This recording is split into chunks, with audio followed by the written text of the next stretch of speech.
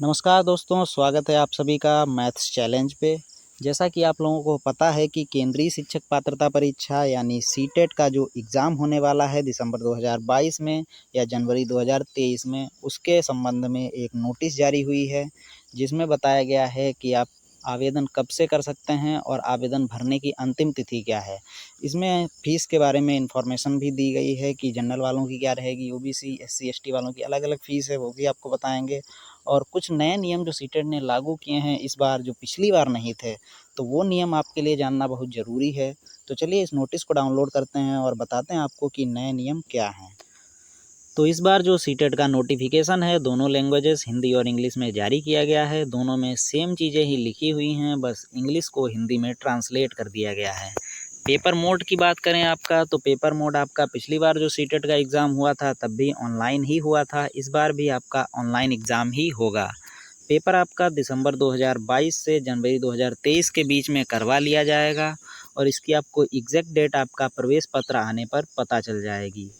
अब बात करते हैं कि आवेदन की अंतिम तिथि क्या है और आवेदन प्रक्रिया की शुरुआत कब से हो रही है।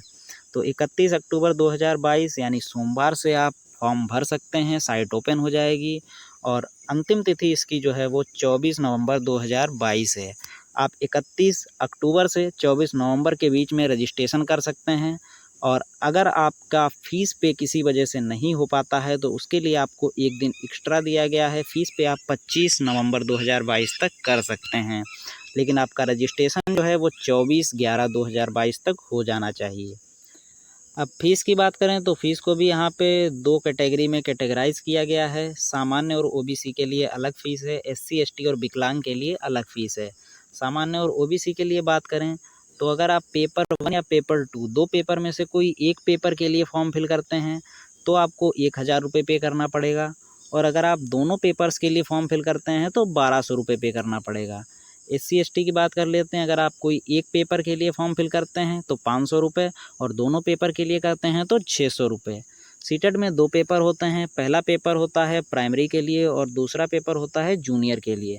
तो आप केवल अगर प्राइमरी के लिए भरना चाहते हैं या फिर केवल जूनियर के लिए भरना चाहते हैं तो आपको 1000 रुपये जनरल में और एससी, एसटी में 500 रुपये देने पड़ेंगे और अगर आप दोनों पेपर एक साथ प्राइमरी जूनियर भरना चाहते हैं तो आपको 1200 रुपये देने पड़ेंगे जनरल में और एससी, एसटी में 600 रुपये देने पड़ेंगे। तो सीटेट में क्या इस बार नई चीज़ है जो पहले नहीं लागू थी? तो यहाँ पे लिखा गया है साफ-साफ कि उम्मीदवार यह भी ध्यान रखें कि परीक्षा शहर में क्षमता की उपलब्धता के अनुसार उनको परीक्षा शहर का विकल्प केवल ऑनलाइन आवेदन भरते समय पहले आओ पहले पाओ आधार पर उपलब्ध होगा। जो उम्मीदवार अपना आवेदन पत्र पूर्ण करके परीक्षा शुल्क का भुगतान कर देंगे, उनको पहले आओ पहले पाओ आधार पर उस विशेष शहर में उपलब्धता के अनुसार परीक्षा शहर का आवंटन किया जाएगा। तो यहाँ पे इन्होंने साफ-साफ लिख दिया है इस बार कि अगर आप पहले अपना फॉर्म फिल कर देते हैं और फीस भी पे कर देते हैं, तो आपका जो 1 नंबर पे आपने सेंटर भरा है एग्ज़ाम के लिए, आपको वही सेंटर प्रोवाइड करा दिया जाएगा। अगर आप फॉर्म लेट भरते हैं, जैसा कि 31 अक्टूबर से फॉर्म भरना शुरू है, तो आप जितना जल्दी हो सके फॉर्म भर दें क्योंकि आपका सेंटर जो है वो आपको पहला वाला मिल जाए। अगर आप लेट फॉर्म भरते हैं या बिल्कुल लास्ट में फॉर्म भरते हैं तो आपको हो सकता है 2 नंबर या 3 नंबर या फिर जिस सिटी में उपलब्धता होगी वहाँ पे आपका सेंटर भेज सकते हैं। तो आप फॉर्म पहले भरिए और ऐसा भी नहीं है कि आपने रजिस्ट्रेशन कर दिया तो आपको सेंटर दे दिया जाएगा, बिल्कुल नहीं। रजिस्ट्रेशन भी करना होगा और आपको फ़ीस भी पे करनी होगी। जिसने रजिस्ट्रेशन और फ़ीस पे दोनों का मतलब कंप्लीट फॉर्म फिल कर दिया, उसको ही सेंटर पहले मिलेगा। अगर आप वहाँ पे सेंटर फुल हो चुके हैं और आपने फॉर्म बाद में फिल किया है, तो फिर आपको सेंटर मिलने में दिक्कत हो सकती है। तो आप पहले जितना जल्दी हो सके फॉर्म फिल कर दीजिए।